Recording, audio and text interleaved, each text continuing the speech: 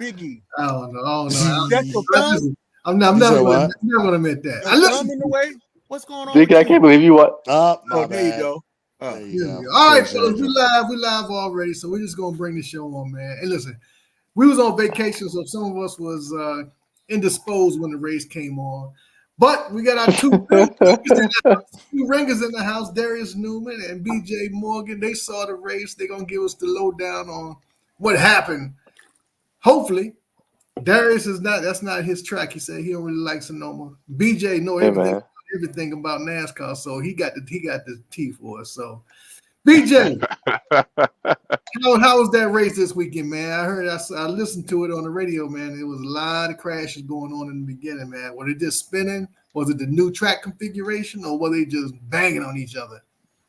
I think it was a combination of a little bit of all of the above. But that repave, I think, did that track wonders. That was, Sonoma had a repave. That was the first time I think it's ever gotten a new service. I could be wrong, but it had a repave, and speeds were higher throughout practice and throughout qualifying. I read somewhere like 20, 21 guys set a new track record in qualifying. So that kind of sort of set the race up on turn up immediately from the green flag, and it took them 3 or 4 laps before the stuff started. Well, Denny Hamlin, he blew an engine. He blew an engine. That was the first caution of the race. And then after that, Ty Gibbs had an incident. He had an incident on the front straight away. I know there was an incident towards the back end of the track where Bubba kind of slid off track. He got back on track, and then a couple of other cars had collided with each other, and it sent one guy, I believe Josh Berry, the 4 car, it kind of sent him into a spin, and he took out like 3 or 4 cars, almost like a bowling ball into the turn 11. So it was an action-packed race at Sonoma. Sonoma is usually a track where it's like, hey, drop the green flag, and you can go do other stuff because you won't miss other things. You had a race on in the background while you go cut your grass, or go wash some dishes or whatever you go on. It's usually you ain't gonna do nothing but it's like a spin or two. But they had, I think, 7 cautions in the first 45 or 50 laps, and they were on pace to set a new track record. The track record for that track is 9 cautions. It set it back in 1990. They came close in the first half of the race. It's like, I guess everybody settled down, and they ended up with 8 cautions total. So it was wild and wacky in that first half. I guess that repave did that, and throw in too, they had a couple of what they call ringers. Cam Waters, I believe, was one name, and Will Brown. Guys who don't normally race out there, those road course ringers. They threw a couple of them in the mix, and that entire recipe just led to a mad dash and a wild start to that first half of the race. Mm-hmm. So I hear that. I hear a lot of talk, and of course, conspiracy theories. But they're saying that they're trying to figure out what NASCAR gave the 5 car, because there's no way he should have been catching that dude 8 seconds behind him with only 20 laps to go. They said they're giving him something. They let him ride. That's the golden boy. That's the golden boy. The last track when he did that double, as soon as the helicopter got over the track, they called a caution. Wasn't even no rain on the track, man. Come on, man. They're trying to get a man some time to get it. And then they're going to give him a waiver so he can be in the finals. So they're leaning heavy on that dude. I guess that's their new Earnhardt or whatever. So who won the race? Yeah, the 5 car. The 5. But the 5, Kyle Larson did. That was he's Sonoma is a track he's usually had been good at in the past. That was his first win at Sonoma. So when I found out, when it was looking like to me who was going to win, I said, "Oh, this kind of low key don't surprise me because he's won there before in the past, and it's just that's low key kind of one of his tracks." I was impressed by the runs of Tyler Reddick. He went up there and he put up a good fight. In the 2311 car to 45, he put up a good fight before I think strategy kind of messed him up a little bit, and he ended up finishing in the back half of the top 10. And for the second week in a row back at Gateway, I don't know if anybody saw back at Gateway, they've had someone running out of gas up front coming to the finish line. Truex was finna finish second, but I think he ran out of gas, and he ended up falling back to like 27, 26. Somebody used the last car in the lead lap, so that happened for the second week in a row. But Larson got the win. I think that's his 3rd of the year. That ties him with Byron and Hamlin with 3 wins each on the year to this point. Yeah, listen, Larson is a good road course driver. He's one of those guys that can drive both courses. You don't need a Ringo for that car. Uh, Let me ask you, this is we all about Bubba on this thing, and this is one of the reasons why I don't like Sonoma is that even though it's a it's a lot of the races on the driver because it's a lot of turns and twists and stuff like that. So you got to get in and get out your gears and stuff. So it's a lot of skill that goes on with the driver. But I think that the race is mostly won with strategy. It's always a strategy that happens in that race that makes the guy who wins the pit crews the two chiefs win because you're going for a distance and gas, so you're not going as fast at the end, or you pit late, get better tires so that you can run faster. You stay out long. It's always somebody who does a pit strategy that kind of wins the race, and we all know that Booty ain't doing that kind of thing. Even though Bubba didn't really have any speed, I don't think. I mean, in the first practice, he was up front, but soon that second practice came in, the track started coming in, and the speeds went from astronaut like 10 miles an hour or something like that. Because not 10 miles an hour, but it was better on the second run as far as the practice is concerned. So I don't know. I'm back to they need a new crew chief. That's what I'm gonna be all year. And until somebody proves me wrong, or until they prove me wrong, I think I'm right. So Deacon, what did Bubba come in and win? What was his place? I think it was 23rd, wasn't he? Man, he wasn't good. He was about. Let me double check. Let me just double check. I think he was about to be 23rd, but they bumped him up a couple spots because a couple guys ran out of He ran gas out on of the last gas. lap. Yeah. Unofficially he finished. Yeah, officially now. Okay, I'm looking at it now. Officially he finished 20th.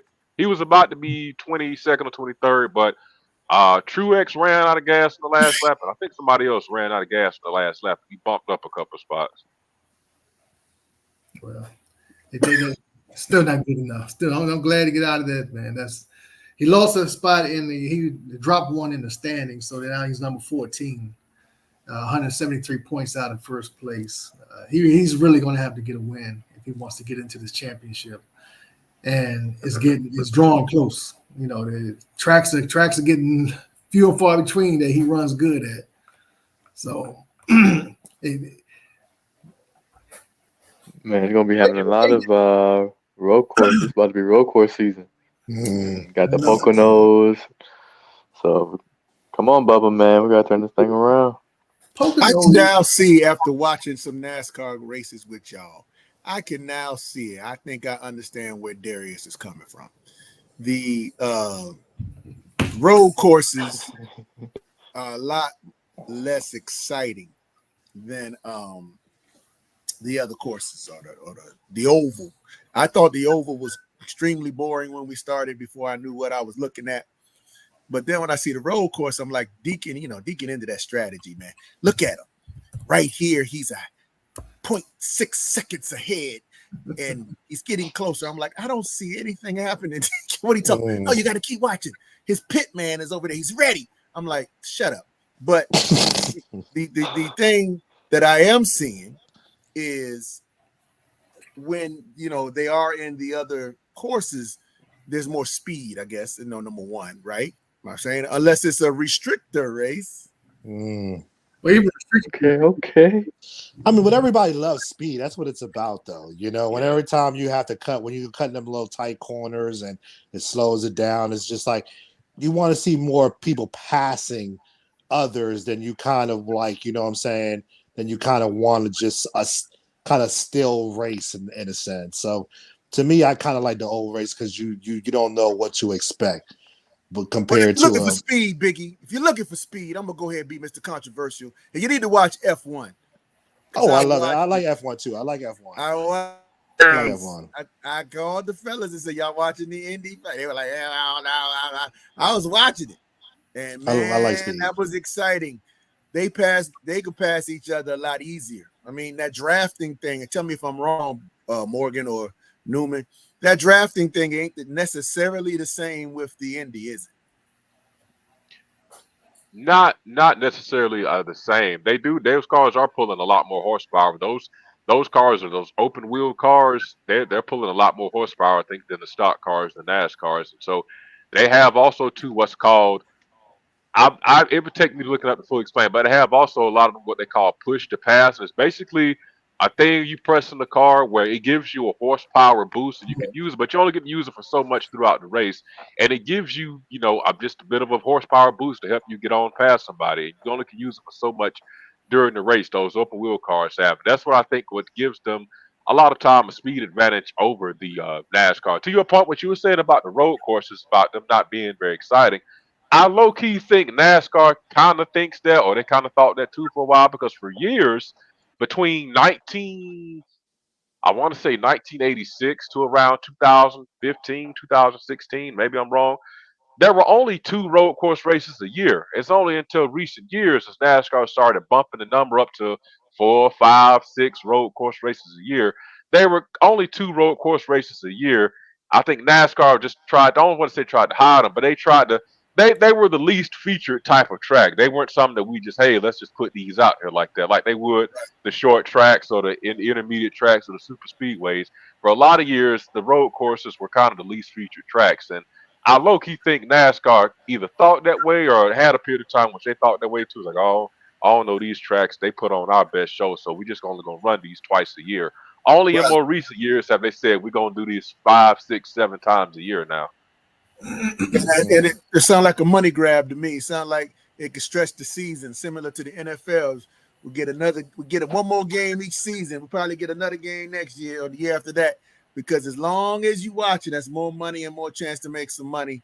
And so NASCAR, I think, has grown since those times, right? So I get it, because I'm starting to root more for the guy versus the race, if I may. Since we're following Bubba, I'm like, okay, I'm gonna root for him. I'm looking for him. I'm looking for Gibbs racing team. I'm starting to develop what is it? Being a fan versus whatever. So even on a road course, I'm just watching my car now, versus where's the crash? Yeah, That's what in the beginning. That's what I was saying. Where's the crash? Ain't nobody crashing. I'm turning the TV. that's my dude. Right I there. know, Yeah, man. Look at the that's right. Get into progress. Look at the progression over the season. I'm getting there, man. I'm starting to, I just had to understand it. I just couldn't. And he was too young to explain it to us back in the day, Darius. By the time he started talking, we was walking out the house on to something else. He was like, "Hey, man, we left him there." Oh, this dude has three tires. Yeah. Yeah, it is what it is, man. Hey, but Trey, how did Truex do in this race? He's the one that ran out of gas. He's That's the what one around the gas. he said. I didn't get a chance to watch it. I was hanging out with Deacon, but everybody don't know. When we first started doing our NASCAR, Truex was the guy that I chose. I don't know why I chose him. And that year he was balling out. He couldn't stay out of first or second place. But this year I haven't heard about him too much. Yeah, he He's doesn't actually have. been. Oh, go ahead. I'm gonna say go ahead, Darius. You take it. Oh no, yeah, I was just about to say he was having a pretty consistent year. He hasn't won any races, but he was point wise, he was in the top 5 in points. Even without the wins, he was still up there. But definitely He's this a past contender. finish, yeah, he's a contender. But he ran out of gas. He's the one who ran out of gas. So yeah, That's kind of sad. That he sounds definitely like took a hit. that a rookie would do. Be like, hey man, you need some petrol, right? Just slowing down in the looking last kind of second. low. Yeah, looking kind of low on the gas. I mean, you know how bad it is. Regular guys just running out of gas. That's like the embarrassing thing in the world, man. It's like, because you know what you was doing. You was like, I can make it. I can make it. Hey, literally running on fumes. And then the last lap, you literally. Oh man, I ain't make it. I was so close that I literally ran out of gas and coasted into the gas station. Yeah, it was so beautiful. I was like, that's timing. Man, you were But so lucky. it was lucky. That's all it was. Because you don't want to hit God that was on your side. that sad walk. Because nobody got a gas can in their car no more. So you got to take that sad walk. You got to hope that the gas station you get the to got walk of gas, shame. gallon gas container. Hey, look. And The then when you straight get walk of shame, like shit. walk of shame, Biggie. And then when you That's a get there, fact. That is the a dude fact. behind the counter is looking at you like, Yeah, it's like, look at this dumbass. over there, down behind that. Yeah. Oh my god. That women don't ever use. You get that service. Hey, That's for yes, you. you do. That is for real. That right It's there only is two a of them. That means you and another jerk.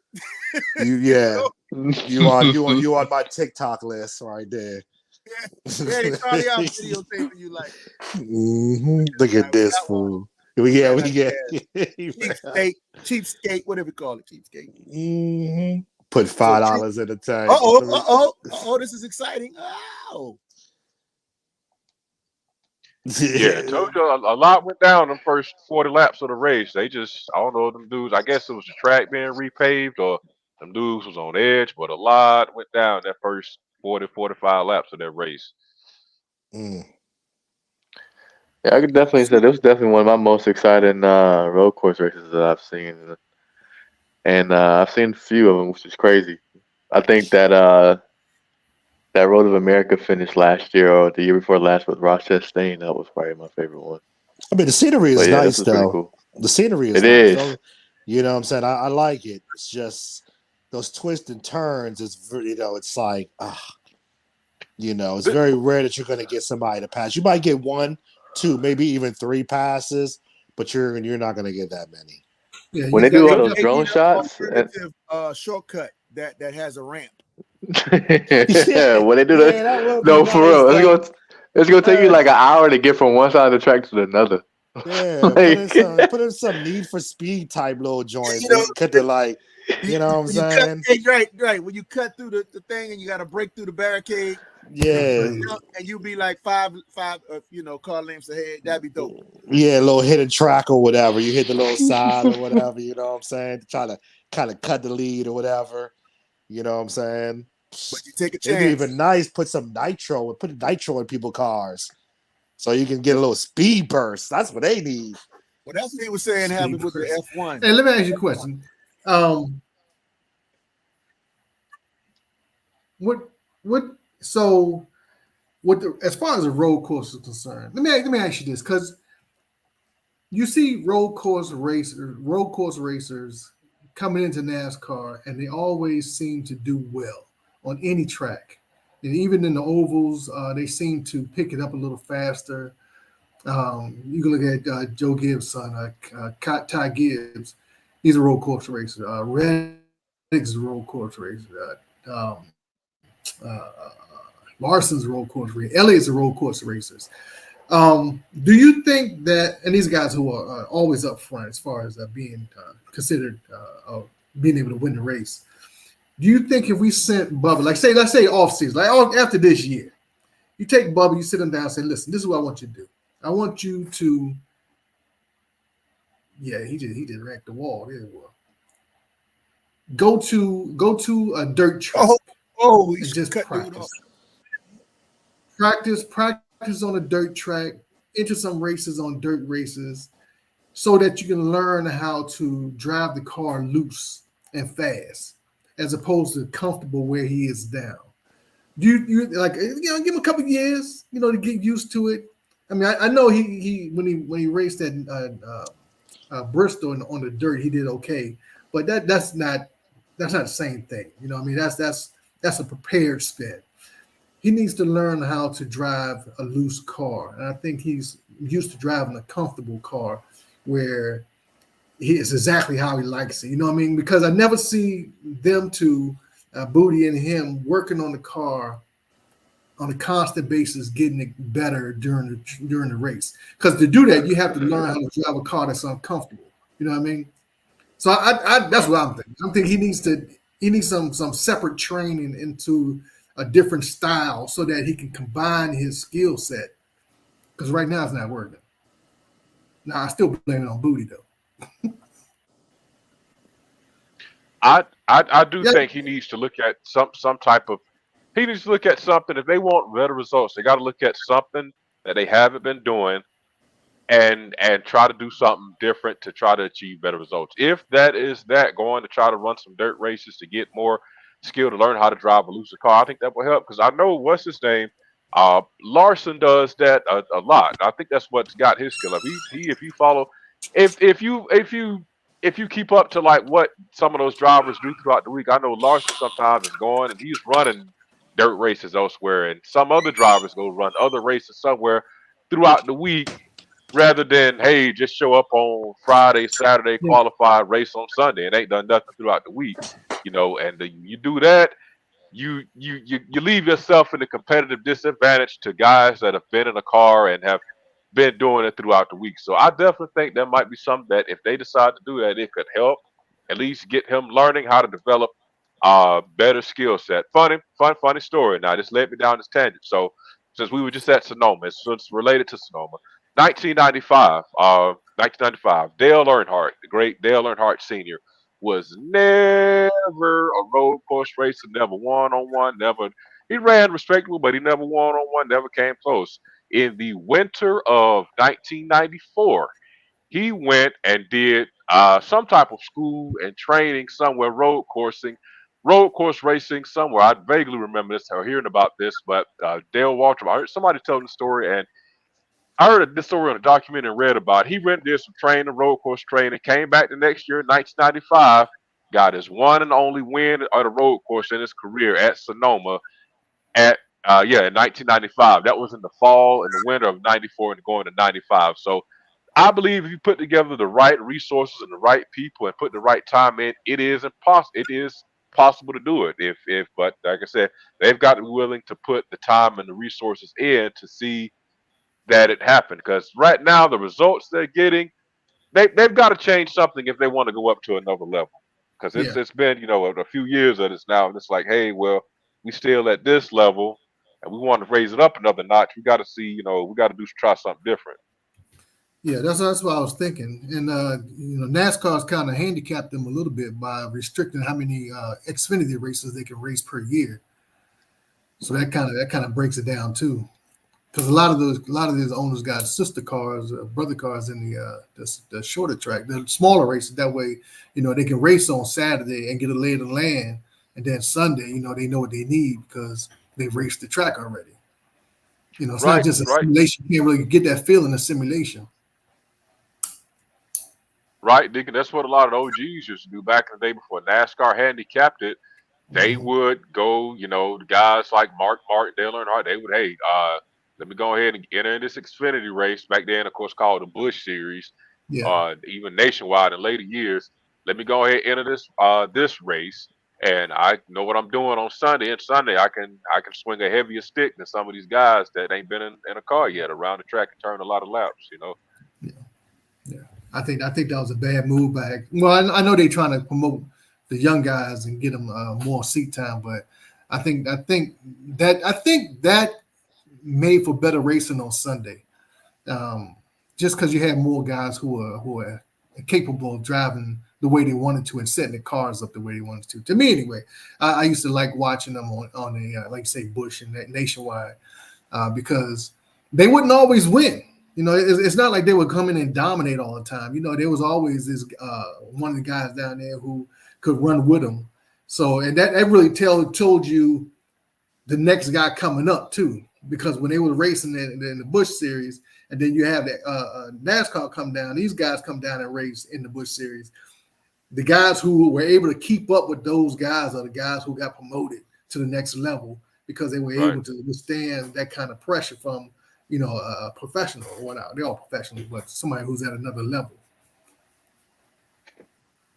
So, hey, that was Sonoma though, man. That was Sonoma, and it happens. Yeah, I'm just milling through this road course section that Darius said is coming up.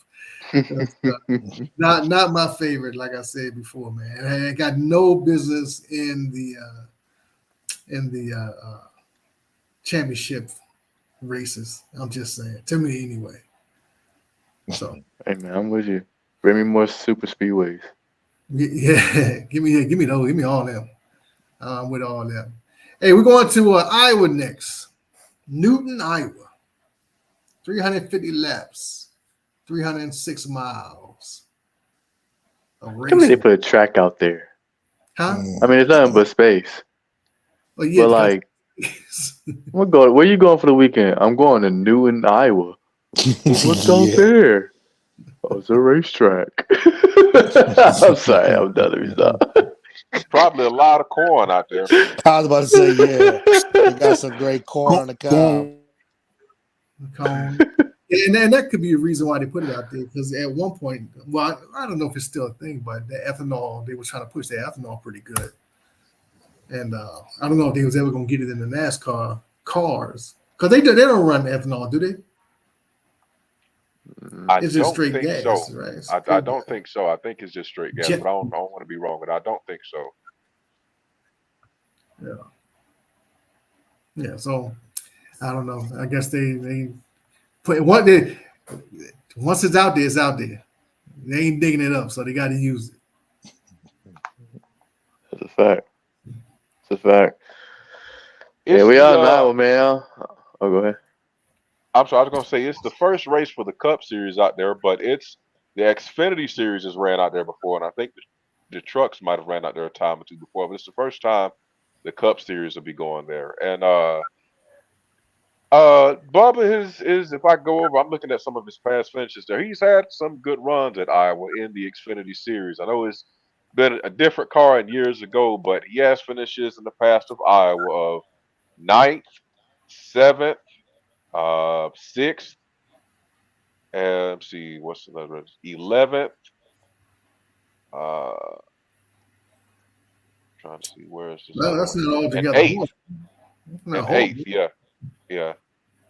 So you're saying he's a chance?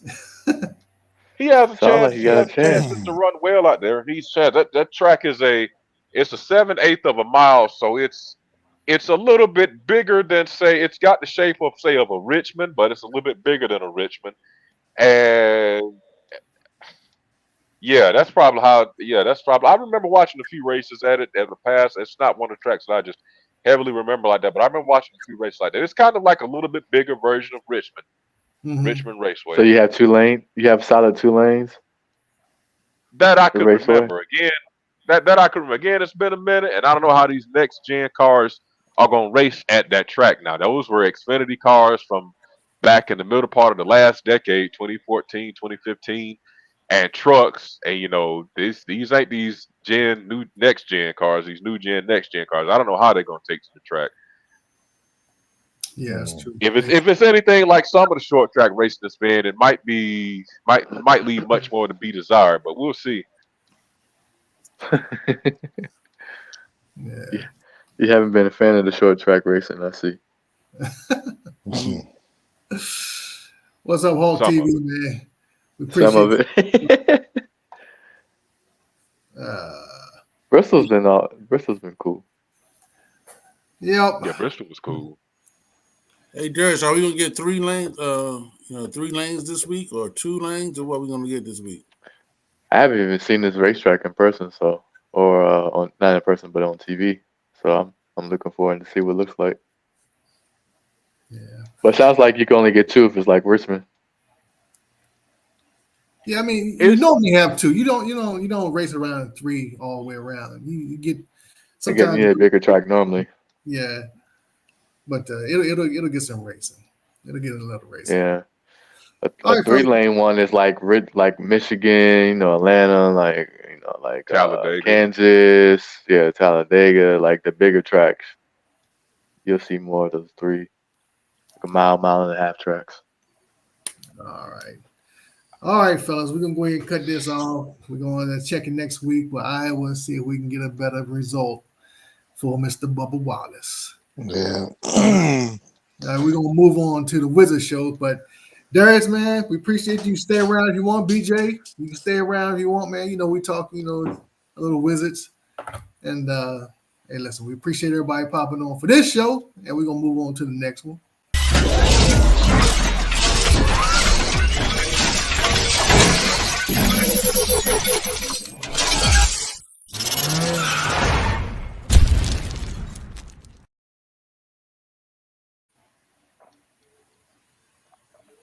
Carhartt, EK glasses, champion of starter coats, ballies and gold ropes, polka dot shorts, backpacks, Nikes and Van Grags, MCM come again. The fact that I'm in the booth now, hip hop alive and well throughout the underground. Remember to let us into your skin, and we'll begin to master rhyming. Hey yo kid, what's up? Remember when I used to be dope? Yeah. Hey yo kid, what's up? Remember when I used to be dope? Yeah. Hey yo kid, what's up? Remember when I used to be dope? Yeah. Hey yo kid, what's up? Remember when I used to be dope? All right. We're gonna talk about them Washington Wizards basketball time. And listen, something about basketball in the off season is just hard to muster up some excitement. But we're gonna do it anyway because we got the number 2 pick and we got a new coach. Now he's not necessarily a new coach. He's He's just the coach. He's a jag. Just a jag. He's just another guy. Now we got a new coach, man. He's a full-time now, got a big old contract. Now, I will say this about the guy. He does have experience. That's all I can say. I don't know him, but I know he's been around a while. He's been kind of in every position that a basketball coach can be in. And this is his first head coaching job in the NBA, and I don't know, what do y'all think? Because when I saw him last year, I mean, it's not like the team got appreciably better, but they didn't lose by 20 every other game. You know, they didn't go up to 20 and come back and lose by 20 every other game. But are you as good as your players, or are you're a good coach and you're able to? Because look at Mike Tomlin. Mike Tomlin ain't never got nothing. He always in 500 at least coach. Do we have that kind of coach? Did anybody know what this guy is able to do? Because I have no idea. Mike Tomlin got a 3-year extension and is now good till 2027 for the Pittsburgh Steelers. Yeah, and on top of that, Mike Tomlin's never had a losing record. Never. Even with a third string quarterback. Even with a third. Congratulations, Mike Tomlin. Yeah, congratulations. I'm gonna say this about this dude though. This dude was the private coach for Kevin Durant, Booker, a couple of really key scorers and playmakers in NBA All-Stars and possibly gold coat wearing jacket people. So this coach did do some private teaching, really helped out Kevin Durant and some of the great players out there. So he did make Poole better. I thought Poole played a little bit better under his leadership. I think Denny played a little bit better under his leadership. It's great that he's getting the one-on-one setting. Let's see if you could get like the whole team out there and perform. Man. Yeah, to me, I just don't. The Wizards need help. I mean, they need help. They definitely need help. But I think he's just a bridgeway to another coach. That's all it is. Because it didn't make no sense to bring in a whole new coach with caliber experience when we're still rebuilding. I mean, the guy, he's been on the team. We might as well just keep somebody that's already in-house. People know he's already from last season. I mean, just stick with it. Stopgap. Yeah, pretty much. Oh, he's a stopgap for that guy for UConn who went back to UConn. Bobby Hurley. Yeah, man. See, what's going to happen is y'all going to tank for another 3 years. Y'all going to keep getting number 1 picks. Y'all going to become the new Philly.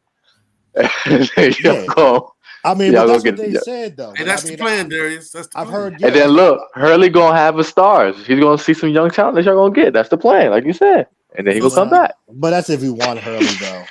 Speaking of that, Biggie, your player that you want to draft looks like who the Wizards are going to get from Kentucky. You're the one that you've been talking about, Biggie. Oh, you Cunningham. No, not Cunningham. No?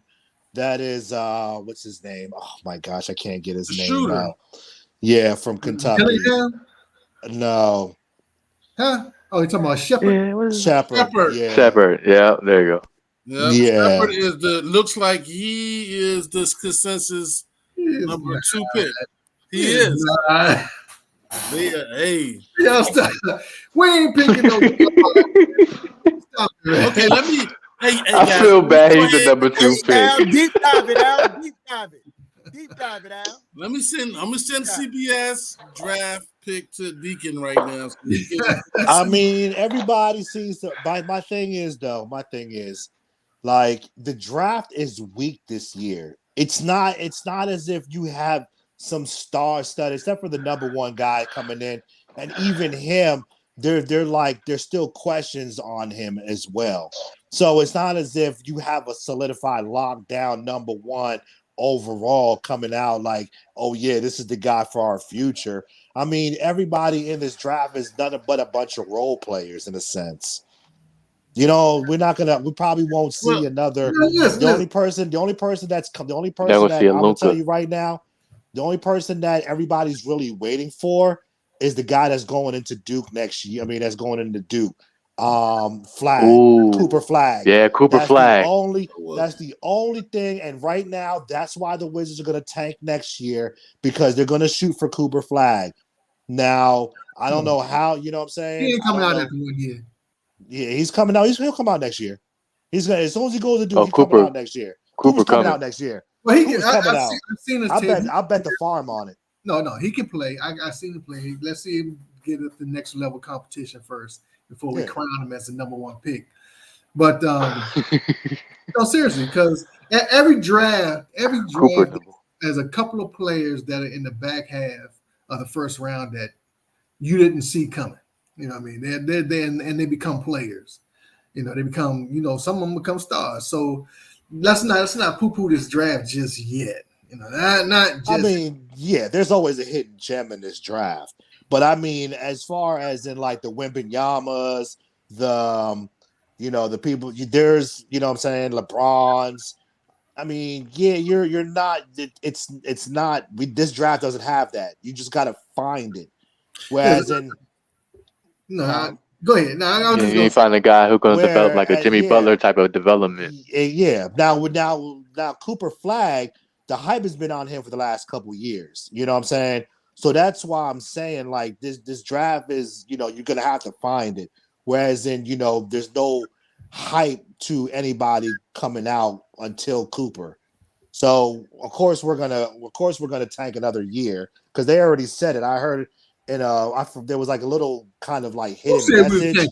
Who There said was a that? hidden message. That must be streets talking. The streets talking. But in a little hidden message, they did a little interview, and he was like, "What you expect what he was like, what you expect next year?" He was like, "Pretty much the same or whatever." What's the guy? Associated with Dawkins said that. Yeah, Dawkins? the guy came from OKC. Dawkins. Is that Dawkins, You know Dawkins? the black guy, the black Yeah, guy, that's Dawkins. the one who always in front? Yeah, he was like, he was just like, look out for a little bit of the same next year, because right now we're rebuilding. It's like wink, wink. We're gonna tank next year. You know what I'm saying? And we're just gonna be bad. But no, I mean, yeah, but the thing is though, there's a difference between being bad and being like extremely bad. You know what I'm saying? We're not bad is when at least you try, but you end up losing. Extremely bad is when you don't try and you just like, you know what I'm saying, you're putting up like pool stuff that he was doing in the beginning of the year. So look to see some of that next year. I wouldn't be surprised if we ended up having another record like we did this year, 15 games. Congratulations to me because I called that. I said 15 games. Oh, I know you ain't bigging up yourself. Big ups to myself. I said 15 games. So yeah, so I said, like I said, next year, just look at it the same or whatever. But we're gonna look at we're the big thing is trying to get Cooper. That's so just look at it. Look for Cooper. That's next year. Oh, Deacon, Yeah. who you like in this draft? Deacon, who you like in this draft, Deacon? I'm gonna be honest with you. The second pick, number two, it all depends on who goes number one. It's either We know who's going number one. Who? Alex Starr? The French guy, yeah. Well, everybody's saying that Rosh Hashay is going number one now. Yeah, they're flip flopping. That's why I said it's no solidified like last year. So it's up for grabs. Whoever comes second, I'm taking him. Between those two guys, I'm taking that guy. But the real pick is in 26. Listen, most of the senators is going to be gone by then, but there's one guy that is ready to play in the NBA right now that I think is well worth the pick. I forget his name, but Bronny James. Stop, man. Bronny James. Center. We get Bronny, and LeBron comes to Washington, and he he tears his Achilles on the second day. Family, and we're gonna have a good time, and we're gonna finally win some games because the refs favor LeBron. Bronny's gonna be the next thing because it's a money grab, and we're gonna be happy, guys. No, we're not. Let's get Bronny. Let's get Bronny. Come on, Al. Let's get Bronny. You're hilarious. I'm not saying that. You're hilarious, Trey. No, but the guy's name he's out of Germany. It's called Ariel Hookporty. What the fuck? Hey, Deegan, do me a favor. Okay, when you bring up, that's Deegan, your boy. Bring me up the top 20. Bring up the. He took a deep dive. No. Wow. Listen, Wow. I've watched about some old Lord of the Rings. I don't know what he said. Some dude out of you pronounce it Hukporti. So he played in the European League, did you? Imagination. Germany, yeah. He's in German league. Dreamed him up. How tall is he, Deacon? 7 foot. He's 7'2"? I'm gonna bring him up for you, huh? He's Nah. 7'2". Bring him up. That's He's 7 foot. I'm playing smart. I mean, I don't know about all that. This is a center now. We need a center. Biggie said he's playing smart. I'm trying to play smart. I'm trying to play smart. I'm tired of all of that, man. Yeah. You got an NBA body. But I'm not. Yeah, that's all. Yeah, but look who he's playing. Look how small those players. Look how small those players are. Dude, he's 7 foot. Of course, he might be 7 foot, but I mean, come on, like you poo-poo. I know you want your boy. We're not gonna get a point guard, so leave that alone. Come on. I mean, he's telling you we don't get the point guard. He's moving with the ball, though. He's moving with the ball. He got a shot. Listen, the dude is gonna be there. He's at. I don't know about he got called back on that one, but.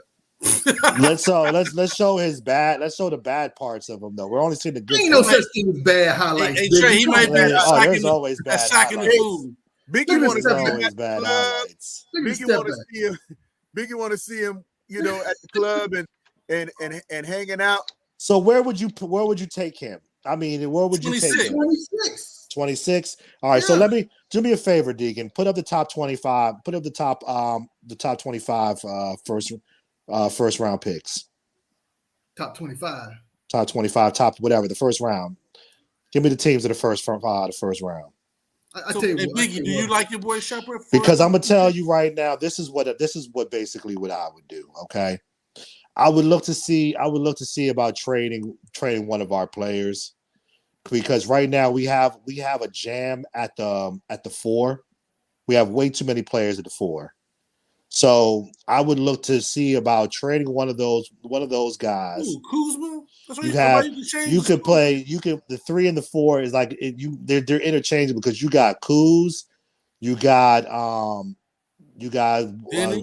Denny, you got the new guy that we just picked up, you got Kispert. He could play the 3 and sometimes the 4 depending on the situation. We have a little log jam at 3 and 4s. Biggie's right. So I think we need to take one of those players. Who's worth a first round pick? I didn't know. What I'm saying is what we do is but hold on, listen what I'm saying though. Listen to what I'm saying. Okay. What we do is we take one of those players and we take our 26th pick and we try to move up and see, like I said, I was trying to tell Deacon to bring up the list and see who, may be intrigued on taking our, one of those. You might have a Portland, you might have. Let me see. You've got. And get what? You have Oklahoma City. Biggie. And get what?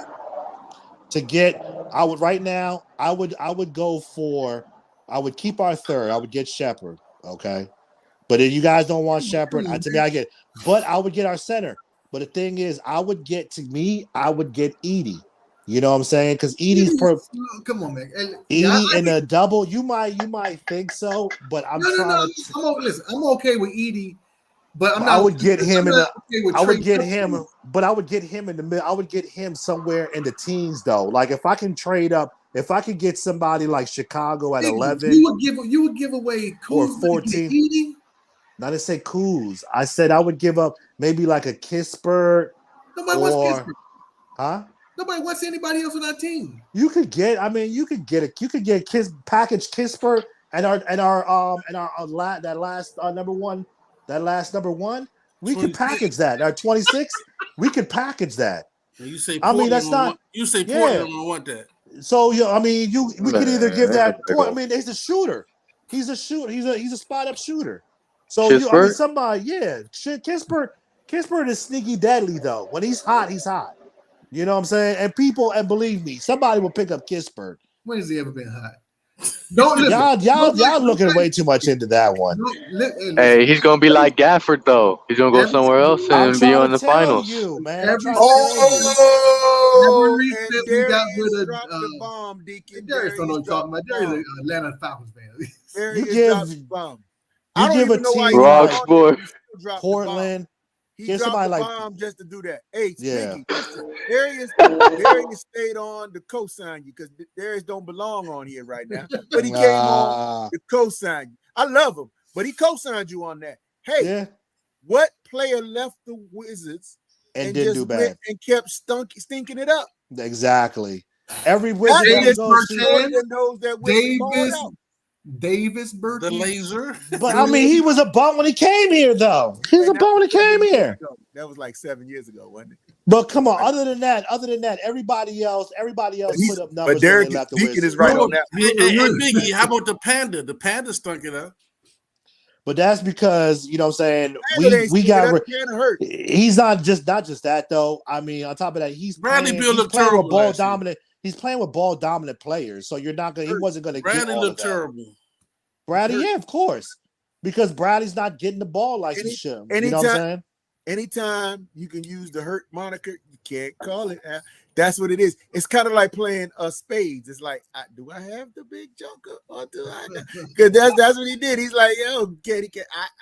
Right. But now, he's a third wheel though. I knew he wasn't gonna get that Biggie, many he points. stunk it up. He looked terrible. No, he does look terrible, but at the same time, like you're playing against two ball dominant players with a third ball dominant player. I mean, that was he's like Bosch, the cleanup man. You know what I'm saying?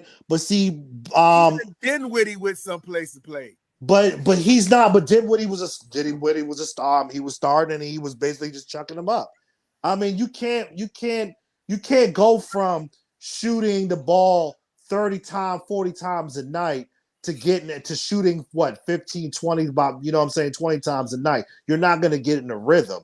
That's why I thought it was bad, even though he wanted to go to a super team.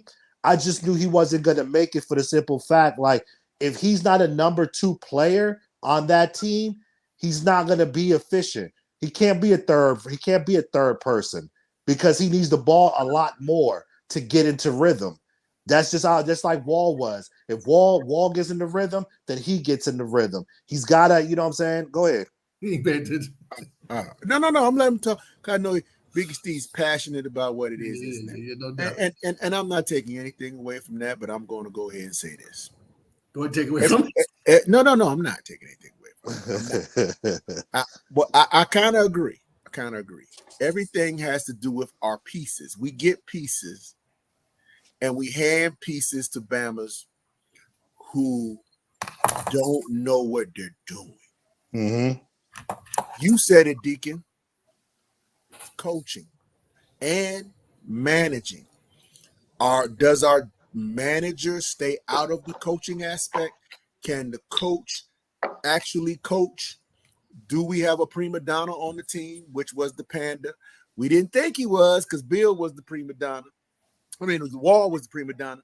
And then we found out that Bill was in there like, I want to be like Wall. I want to be this. I want to be that. I don't care about the team. We didn't know that what was going on. Sad. And that had to do with coaching because the coach wasn't coming in like, shut up, man. You know, you dropped 12 points last game and, man, shut up. As a matter of fact, I'm not starting you. I'm going to put so-and-so in for you. until you get your head right, because that's what a coach is supposed to do. But just like we're finding out with the Commanders, there's a lot of politics in the locker room nowadays. And the politics jacks it up. Oh, you get this amount of money. And oh, the owner likes you. And oh, this. Remember, that was RG3's thing. Everybody now is throwing up posts about RG3 and how they remember this, how wonderful this was. But RG3 was a cancer. He was a cancer in the locker room, from what I understood. And his father was too. And we didn't know that. But it's because what we think and how the pieces should work, which is you have owner, general manager, coach, and players. And there's a hierarchy there. And amongst the players, there's veterans and there's rookies. Yeah. Period. That's all we as But that locker fan was base divided. That know. whole thing was divided between RG3 and Kirk Cousins, though. Well, we're not going there. But yeah. Because now guess what? Kirk Cousins gonna have to deal with that with your boy. You know, now he's With come on. Penix. Yeah, Penix. So that's kind of funny and how ironic things work out. Right. But let's bring it back to Washington and the Wizards. So all I'm saying is this. We tend to focus on players. Al is big on players. Al wants to see players come in, players perform. Al want to get players. Deacon is to a certain extent too. Hence, I like what he showed me. I was teasing him in the beginning because he couldn't come up with his name. But when I saw him playing, I was like, that's the kind of player we need. Can he do that in the NBA? He can't do it in Washington if he doesn't have the coach and the mentors and the assistant coaches to help him to do that. And that's been our problem, Big. But no, Trey, I agree with you on top of that. But I also think it also has to do with a leader. We don't have a leader. Somebody right now. Hold on. Wall was our big dog. No, that's the problem. The problem is you're asking somebody whose job is to shoot to be a leader versus the leader who has one job. I'm gonna say that twice. You're asking the guy that is paid to shoot to be the leader versus the guy whose only job is to lead. So you gotta have a Coach K in the NBA. You gotta have a guy that's gonna say, hey, shut up. I don't care what you do. I don't care who you are. You're gonna shut up. It's my locker room. This is what we're gonna do. And that guy goes, okay, coach. And that's leadership. Trey, I can't agree. Yeah. Biggie, if do you honestly think that Michael Jordan couldn't have taken over that leadership quality? Or do you think that Michael Jordan allowed Phil Jackson to coach? Hence, it was both. It was both. Trey, that was both. You see how Michael was screaming to them teammates? He was whooping their ass. Can I finish? You played, I'm assuming. Who's cooking? Yeah, who's cooking? Who's that? Somebody's Is that you cooking? Oh, my apologies. I thought I was on mute. My bad. Yeah, see, like he's chopping up vegetables. Hey, Gary, you can't cut up beanie weenies like that and think you're doing. Beanie weenies gonna taste the same. Anyway, my apologies, fellas. My point is, this is what I'm saying to you. Yeah. And I get what you're saying, Biggie, but everybody has their scope. So what I'm saying to you is, I'm not saying that Jordan didn't have a say, but what I am saying is you wouldn't call Phil Jackson one of the best coaches of all time if Jordan said it all. That's what I'm saying. Trey, I agree with you though, but I think that's leadership. Leadership is the best leaders know how to follow. No, Trey, what I mean, okay, this is what I mean. I agree with you. I agree with you on that part. But what my thing is, though, I think you need a leader. You need a leader on the team, and you need a leader as a coach. You need both of them. You have Jordan. Listen, like I said, you had Jordan. You had Jordan and you had Jordan and Phil. You had Kobe and Phil. You had Steve Kerr and Steph Curry. I mean, Steve Kerr and Stephen Curry. You have both. You have leaders. You know what I'm saying, that coexist. Like, okay, I'm gonna lead. You lead the team, but I'm gonna lead as an example. You know what I'm saying? I'm gonna put if I have to put the team on my shoulder and shoot the last shot or do whatever it is, I'm gonna do it. You know what I'm saying? That's why I said you need both of those aspects. A coach can get you, but so far, but he's not in the game shooting. Just like you, a player can get you, a player can get you, but so far. But if he don't got the play in order to for the design to for that play to happen, then you don't have the coach to do it. Biggie, So Biggie, you prove my point. Yes, I'm saying. My point is this. You kind of said it. You said that the coach can't. This man took himself off mute again. What is going on with Darius tonight? Darius, mute. God dang it! I got him. He's in here sabotaging. Doing that on purpose. Anyway, so my point is, Biggie, what I'm saying, we kind of brought up Tomlin. Yeah.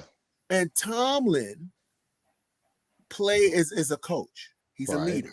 Right. He's such a leader that he earns respect of certain players, right?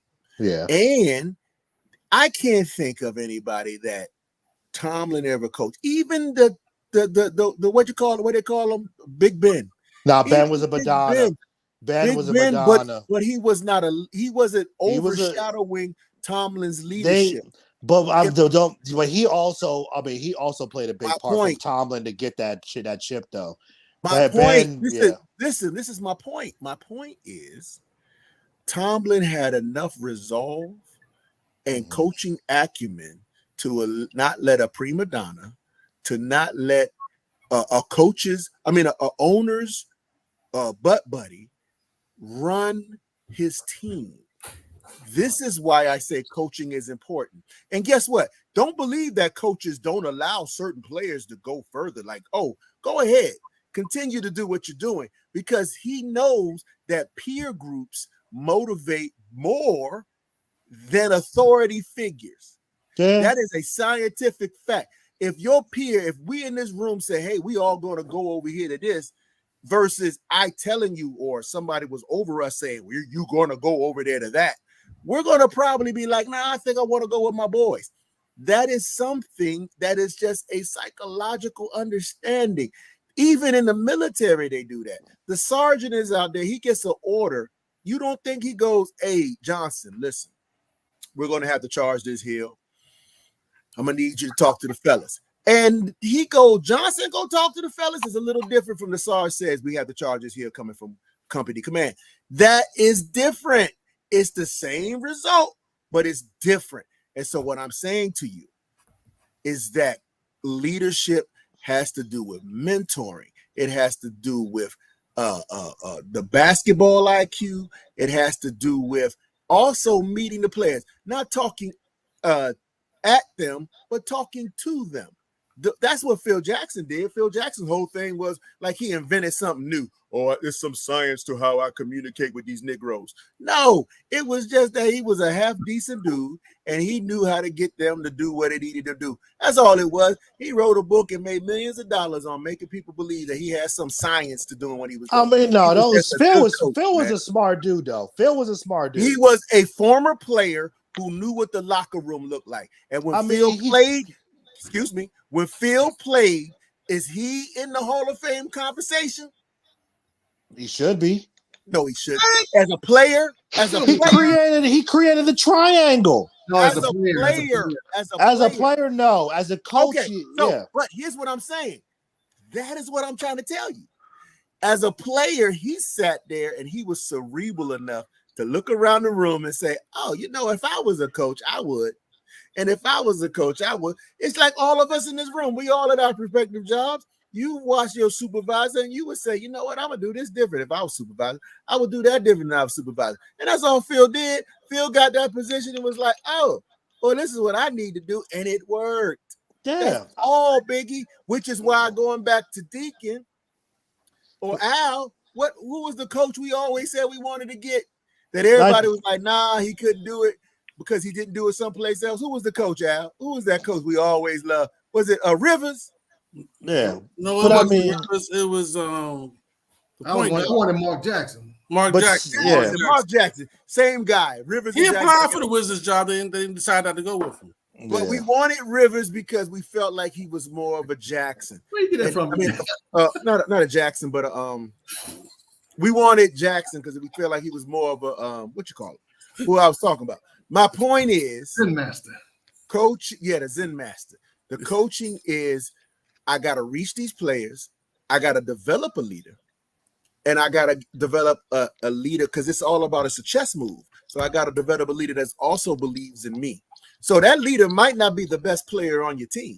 It could be the old vet. It can be, hence, what we kind of thought Chase Young was going to be in 2020, because Chase Young came in with all this stuff and he had that energy. We were like, ooh, he's going to be a leader, because even hurt, he was the loudest on the sideline. He was louder than the coaches. He was louder than we were like, yes, that's what we need. We didn't know the other stuff that was going on. But that sometimes, if you're thinking about it as a leader, you're like, all right, you gonna work for me. And that's what the owner don't care about, because Leonsis is like, the Caps are winning. That's all he cares. Caps are winning. Biggie, all we need is a Michael Jordan, man. Is your boy from Kentucky, Mike, the next white Michael Jordan? Absolutely. No, I don't think he's a Michael Jordan. I mean, I don't want him. I think he could be like a Steve Kerr, a coach or something from the Bulls. I mean, he could be Steve Kerr. Steve Kerr. You know Steve Kerr is the coach for the. I do know Steve Kerr, but isn't he the same thing? We already got a Steve Kerr. But did you see? I'm talking about Kispert. Yeah, I mean, Kispert is really Steve Kerr. I wouldn't even say. I wouldn't say Kispert. I mean, because he's more. He can actually. I mean, Steve Kerr was never a dribbler, but Shepard is a dribbler. I mean, he's got a little bit of. Is he a white chocolate? A little less than, right around there, but a little less. He's got more. No, white chocolate got hands. He got hands. He's just got more of a. He's got more of a shoot. He can shoot. So what is he, Biggie? He can shoot from. He can shoot from way outside. But he's not a white chocolate. Y'all gotta put it this way. Y'all just gotta just watch footage on them. Just go to YouTube and watch footage on them. That's all it is. Watch some highlights. Those of us who are old enough to know who white chocolate is, Al, can you explain? Yeah. Because right now you throwing that out, and Bama's is now looking up white chocolate, and they're actually seeing Nestle commercials. Now him and not seeing what we're talking about. Him and Chris Webber was like the ultimate duo. Who is white chocolate? Because I can't remember the Bama's name. From Sacramento, you don't remember the white boy from Sacramento who had the tattoos? I know who he is. And he hit the Jason Williams.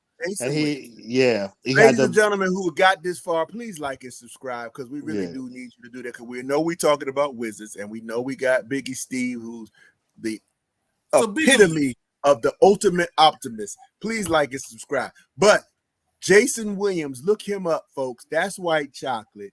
And Biggie Steve said the guy he's talking about is white chocolate. I didn't see, why are you doing that? Is he a Rex Chapman? I didn't say he's a Rex Chapman. Look, okay, you call it. I mean, look. Y'all want to jump in?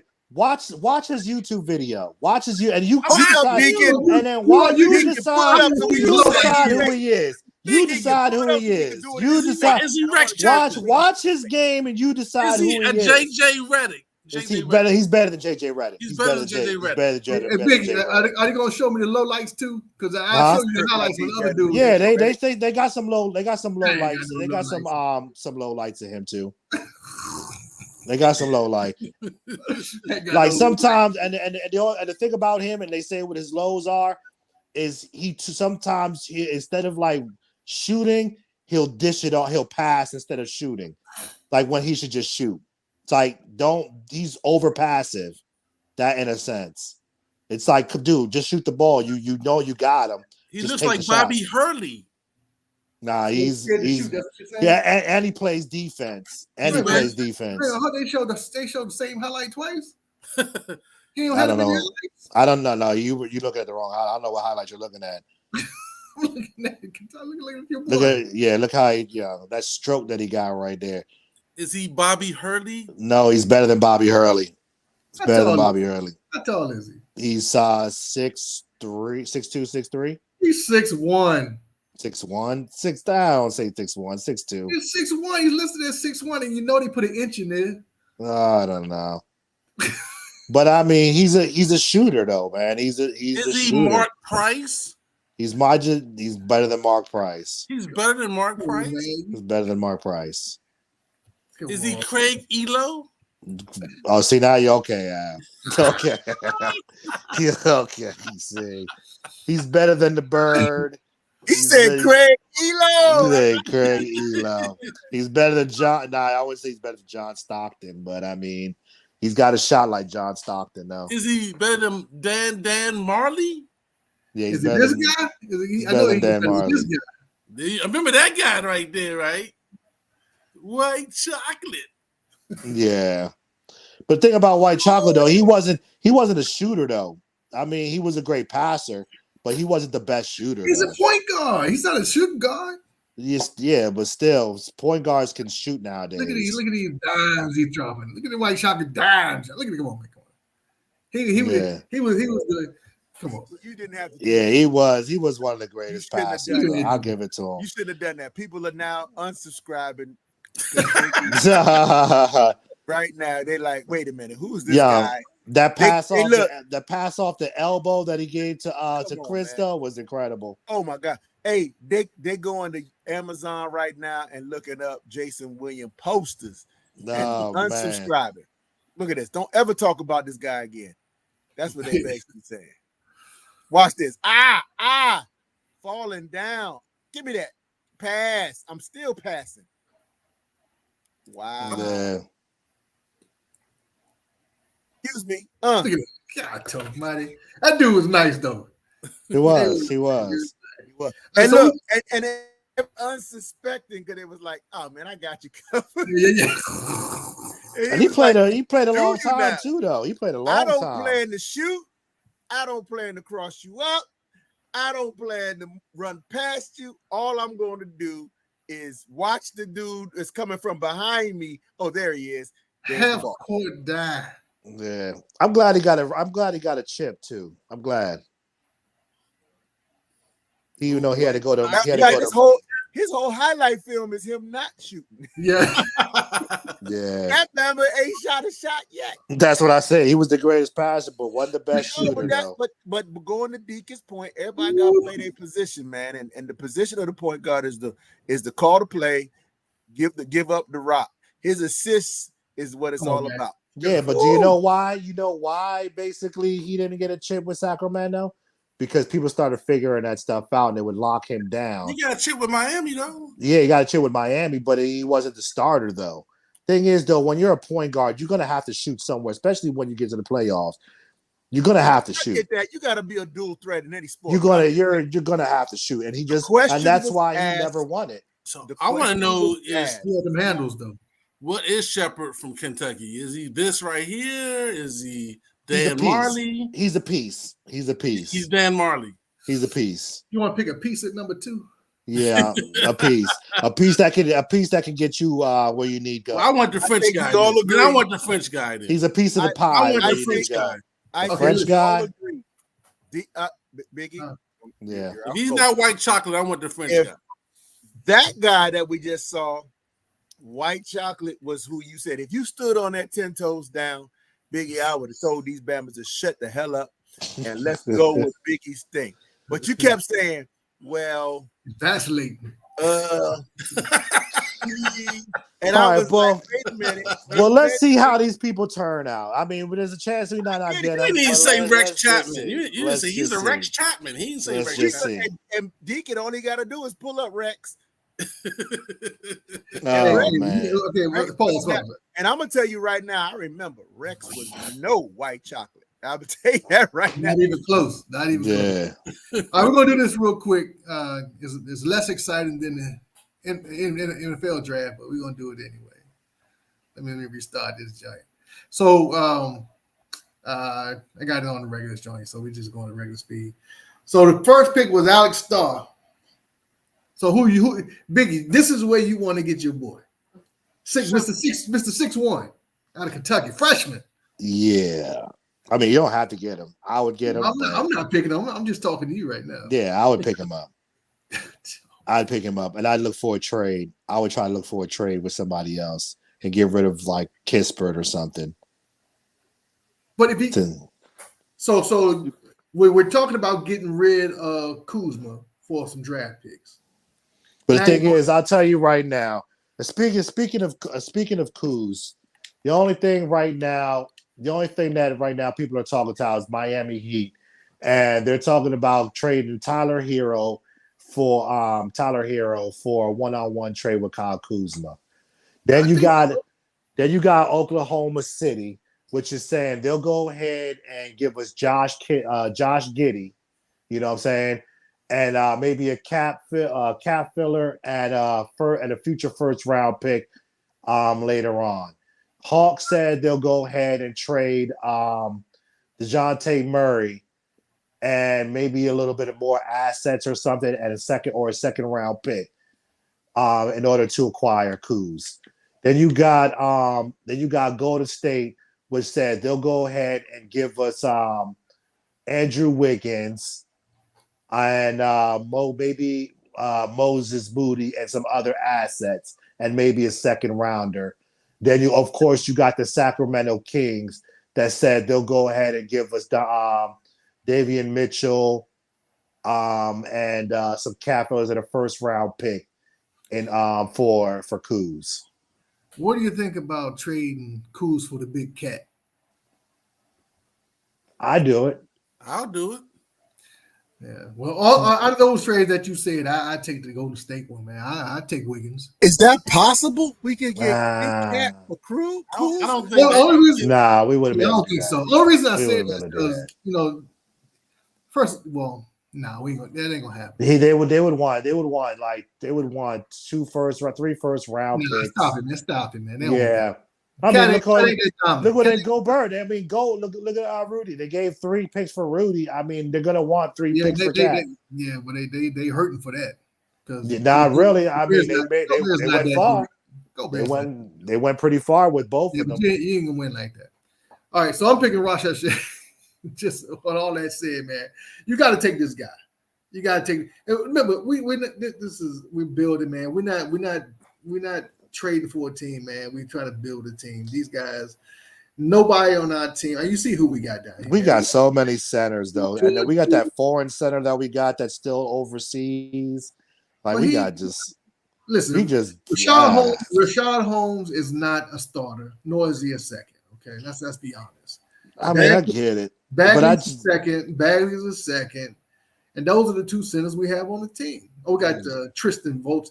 Now Vucevic. That's why I said we got Vucevic, and he hasn't. And we just got him last year. So that's why I'm saying, why are we picking up more centers and we haven't even developed the centers we got right now? Because listen, it's like having a quarterback, man. Until you got a quarterback, you don't have no quarterback. Yeah, but we're not addressing other needs, though. That's the thing, though. That's the problem with the Wizards. We always tripling up and quadrupling up, though. What position you talking about? We need point guard. We need point guard. We got Kuzma. We got Jordan Poole. You said Jordan Poole was good. Nah, I mean Jordan. We got Tyus Jones. Tyus Jones getting ready to go. He's not staying. Tyus Jones not staying right now. Until he's gone, that's all we got. We need a shooting guard and a point guard. Y'all are being hilarious. You want to trade Kispert for a number 1 pick? But you don't want to start Kispert. I wouldn't. Don't get me wrong. I think Kispert's a good I think he's great, but I just don't think this is what we on the 26th pick. Who you pick? Who you like? And don't pick Deacon's guy because Deacon gonna pick him anyway. Because he's so far down, he's not even there. Where's he at? He's right there.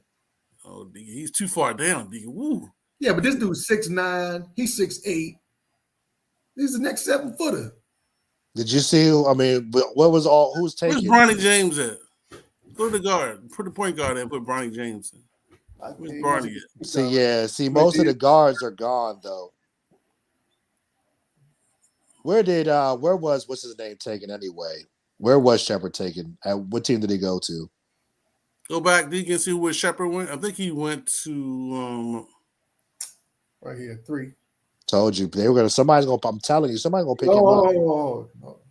Yeah, he went 3. He went 3. Yeah. Who's number 3? Who got the 3rd pick? Houston. Houston, I knew it. That's what I said. Somebody, you know what I'm saying? Somebody, I mean, somebody Shepard gonna pick is him up. moving up. Everybody's saying Shepard is moving up. I mean, I'm trying to tell you, it's people they're not just talking it just to be talking it. There's a reason why Shepard is number 3. You know what I'm saying? There's a reason why people go in the draft the numbers that they're supposed to go. There you go, right there. We got Kendrick Nunn. We don't need Shepard. Kendrick, are you serious? Kendrick y'all just throwing out. See, I'm done for the night. I'm done for the night. Napier. Come on, man. Y'all just throwing out names, man. Stop throwing out names. Shabazz Napier. Yeah, like, come on, man. What y'all doing? No wonder the Wizards are where we are now, man. I would hate to be in the war room. Still depending on Shabazz Napier. I would hate to be in the war. Do not be in the war room with you guys ever. For real. What's that? Can the big Frenchman play power forward too? Roshan Shea? Yeah. Yeah, he is a power forward. Oh, I thought he was a center. No, he's power forward. He's 6'7". I'm picking him number 2. Yeah, Rasha Shepard. Was that a center? Yeah, no. Rasha Shea is a forward. A forward, another forward. Here we go. If we get rid of Kuz, who you got at forward? Kuz is not going anywhere. Not right now. Trade him. Come on, Nick. Come on. You gotta go. Listen. They want depending on where is he gonna go? Because right now, you know what I'm saying, they're not talking about trading Kuz. Because if Kuz was getting traded, he would be getting traded now. Or right by the draft. So basically Kuz is not on the table right now because like I said, there's no trade talks for him right now. And they want too much. They want two number ones, which I get. But for right now, what are you gonna do? What are you gonna do? So so if we pick Shepard, is he starting over Poole? No, he's going to be in development, and he might. I would say Poole's going to be number 1 because what he's going to be. I'm going to tell you right now, he's going to be in number 1 because what's his name is getting. He's leaving. He's not staying. What's Tyus Jones? Tyus Jones he's not getting picked up. He's going to be traded. Or he's gonna walk, one or the other. I forgot. I think this is his last year. The last year of his contract. I think this is the last year of his contract. So he's gonna probably end up walking, unless they do a sign and trade, one or the other. So basically, they're gonna have Poole at number 1, Shepard at number 2. You might go either Denny at number 3 or Kuz at number 3. Oh, you got to start that shooting guard. They're gonna have him either at shooting guard, and they're gonna flip flop between Poole and him running the point. They're gonna flip flop. Because he could also run the point because he used to run point in Kentucky as well. So you'll have both of them. So you'll have both of them. I mean, yeah, in a sense, but that's just like they was doing the same thing in Golden State when they was running. Where's Koulibaly going? I thought Koulibaly's going to be Koulibaly's going to be a number 4 because you'll have him. You know what I'm saying? You'll have him either switching up with either Kuz or Denny. Those 3 can kind of rotate the 3rd and the 4th spot between Denny, Koulibaly, and Kuz. They could go ahead and rotate. That's why I say Kispert is going to be the odd man out, unless Kispert comes in as a backup for number 2 point guard. I mean, for the shooting guard, that's about it. But he's not going to get no rotation in the 3rd and 4th spot. So then you have your centers, Trevor, whatever his name is. He's coming from overseas. So he's got to, you know what I'm saying, get some PT. And then you got the new cast that we just picked up.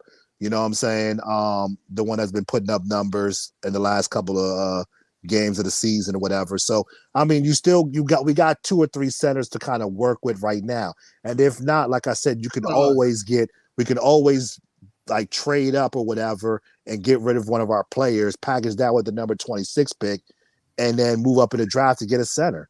And I would pick, you know what I'm saying? I would go with somewhere in the teens to get somebody like a Zach Edey, 7'2". The man's got 300 pounds. Deacon, where did Edey go? Who picked up Edey in this draft? Edey went 20. See, there you go. So that's why I said you could get him. He went to Cleveland. But I'm gonna tell you right now, don't be surprised if Edey go even lower than that, though. Don't be surprised. If Edey's there, I understand, but I'm not trading up for Edey. That's all I'm saying. And your problem with your backcourt is they already paid Jordan Poole a whole bunch of money. They gave him Yeah. a contract. So you're not picking up a smaller shooting guard or point guard because they have him playing both. Unless he has some kind of period skill. And I just don't see it. That's what I'm saying, man. I mean, he can develop, of course, but Who you don't see it? a number 2 pick coming off the bench. Everybody's going to be coming off the bench at the moment. Nobody's a starter in this draft. Nobody's a starter. Everybody's a development. There's no solidified starters in this draft. I would be shocked even if the number 1 French guy, even him, I would see him as a development unless he's on a team like like a Detroit or something where they might start him. But who got the what's that called? Atlanta got the number 1. They might go ahead and pick him up because right now the center in Atlanta, they're looking to trade him. So they might just go ahead and just throw him in the fire, or they might just even pick up a center in free agency just to see where where his development is at. So, like I said, I wouldn't just look at it. I mean, that's just what it's going to be. Everybody in this draft it's okay. I mean, I give it a B. I give this draft a B plus. I give it a B plus. I wouldn't even give it an A B plus. That's it. Yeah, I'm not saying there's a whole bunch of stars up front coming out of this draft. All I'm saying is that you can't just pick a player because you like their player. You got to pick a team need, man. Look, Bronny's still there, bro. We gotta pick. Somebody's gonna pick up Bronny. Somebody's gonna pick him up just because. I mean, somebody's gonna pick him up, but I mean, we're gonna pick up Bronny. He's going in his. He scored 4.8 points a game. He's going to go in the second round. Bronny gonna play for Washington. This is not going to be a wonderful thing. I wouldn't be surprised if we picked him up in the second round. I would not be surprised. Man, come on, Biggie. You just kicked us out of the war room. You kick it out of the war room now. I mean, that would be a Wizards thing to do, though, for real, to pick up Bronny in the second round. Yeah, hell no. We ain't doing that. If this was last year, they would have. Well, nah. You take him over Koulibaly? No, I said no. I'm talking about second round last year. Oh, well, shit. What the shit in the second round last year? Yeah, they would pick him up second round last year. Well, there's plenty to go around, man. And listen, right now it's all speculation, but we're trying to make it work, man. We're trying to make it work. I just think that we need a center. Go ahead and get him a Frenchman or the German dude, wherever he's from, because he's strong. He can play right now, man. He's bigger than Bagley. He's bigger than every center that we got. Vucevic I like, but he's not a starter. Bagley, how many pounds is he? Oh, I don't. They didn't say how many. But I'm just looking at his body frame. He's obviously a stronger, bigger guy. Than he's not skinny. Put it that way. He's not one of them skinny dudes. So I don't know. It's not Emmanuel Forbes. Stop it, man. That's horrible. Oh no! I'm giving him a shout out. I'm saying, hey man. But why you say that? Raw tuna and whey protein, man. Works. He's coming. It works. It does. It works. Oh man. Oh, for real? Oh, that's what y'all doing? I ain't doing that. Biggie. I shout out Emmanuel Forbes. Y'all gonna do me like that? I ain't saying nothing. I'm gonna leave that one alone. Hey, I ain't leaving nothing alone. He's too. What I'm gonna leave alone is your draft because I was on your side. He 246 pounds. That's kind of light for. That's still kind of light for a center. Basketball? Oh. Nah, I need my centers. I need my centers too. Wait. 265 and up. Wait. Can I say one thing, Deacon, before you go there? Yeah. There was a rookie last year in San Antonio. Do y'all know his name? Tell me. My point is, he proved what you're saying, Steve. It's not necessarily a problem. no injury, balling out. This is what I'm saying. This guy there's certain individuals who are true to their frame. Where I am saying, like right now, Manuel Forbes could be true to his frame, and everything that I'm saying is whatever. Now he did get hurt, and he didn't play, and then he was Wembanyama is a different breed, though, man. He can dribble, he can shoot. Yeah, he can do all of that, and he looks like he's a $105. So my point is, let's not look at things are happening where we don't have to look at weight as much as we used to. And like I said, this guy going to, look, he's playing defense. I mean, Deacon is pulling it up. He's making a case, is what I'm saying. He's making a case. And you got to remember, too, the league isn't as physical as it once was. Okay, so these guys who are coming from overseas are more finesse than anything. So, and they changed the rules of the league so that these guys are able to play because they wanted a more international basketball game. So that's what you're getting now. I mean, I get it, but like I said, you're gonna have to go. You're gonna have, but somewhere when you get to the playoffs and you go against people like the Cat or what's the name from Denver, you go against like when you start going against those big bodies, and especially throughout the season, you get a wear and tear on you. I mean, you need that. You need them extra pounds. Can I tell you something, Biggie? Can I tell you something? He's bigger. Because you will get bodied. Biggie. He's bigger than every center we got. Yeah, bigger than every center we got, but not bigger than the talking about. But we're not bigger than the centers not bigger than the centers that are out there. But you want to go with the guys we got. No, I'm not saying that. I said we need a. I would pick up somebody. He wants to go with Edie, man. He wants Edie in the 15th pick.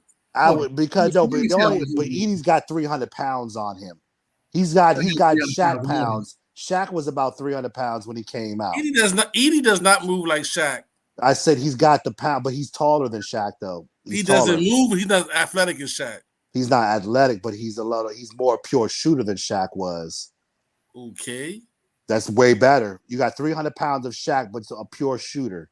Edie cannot move his feet for the NBA. He's too slow for the NBA. He's not. You would think that, but he's not. He's not athletic enough for the NBA. Man. I'm trying to tell you guys, he's not putting up 30 points, 25 to 30 points a game for no reason. I look at stats. Y'all don't look at y'all. I don't know. If you like this type of content, I watch games. Biggie is passionate. He's the street guy for us. He's passionate. If you like this type of content, keep watching. We're going to give that to you every week. We're going to give you NASCAR. We're going to give you Commanders. We're going to have Biggie out on the streets, baby. Yes, sir. Yes, Biggie, sir. Don't take that, Biggie. Biggie. Strike back. Strike back. Biggie, rise up and take on. That's all right, though. Hey, Biggie. We love you, baby. We try to get these subscriptions up, baby. We're going to wrap this thing up here, and we're going to love on you, and we're going to talk about this before the time. 2 weeks, right? 2 weeks, right? Hey, and shout out to my man Darius Newman, who was in there making his wonderful cuisine. Top 5 top chef. Didn't know that he was Mr. Cuisine top 5 top chef. What did you make tonight, Darius? What you make tonight? That was some spaghetti. Wow. That man was chopping up that stuff. Thank you, Darius, for chopping it up with the OGs. Before we leave, I want to understand. This dude was interrupting the live stream. Yeah. Making spaghetti? It sounded like he was chopping up a body. I want y'all to now sit down and think about it. What it takes to make spaghetti. Right. Where do you chop spaghetti? How he was interrupting everybody. Hey, yeah, you should have lied. You should have said, Focastuwa. From the Tahiti Island. Man, I was over here dying laughing, man. I wasn't even going to challenge you, but you said spaghetti. Spaghetti, He was chopping up those Roman noodles. That's why I started laughing at Oh, first. you said Deacon said you didn't even Nah. pull out the box. You went on and just boiled He had to loosen it up. He had to loosen them Hey, joints up. Deacon said Roman noodles, so it's Yeah. the knockoff ramen joints. Right. You got those joints from Exxon. Damn. All right, bro. Let's get out of here. You got the Appreciate everybody, the man. fugazi Still oodles back. and Go ahead, noodles. get over here. That's the Wizard The Show. Roman joints is Yeah. like half a packet. Hey, look out for NASCAR, baby. Hit that like and subscribe button. Carhartt, EK glasses, champion of starter coats, valleys and gold ropes, polka dot shorts, backpacks, Nikes and Van Grags, MCM come begin the fact that I'm in the booth now. Hip hop alive and well throughout the underground. Remember to let us into your skin, and we'll begin to master rhyming. Hey yo, kid, what's up? Remember when I used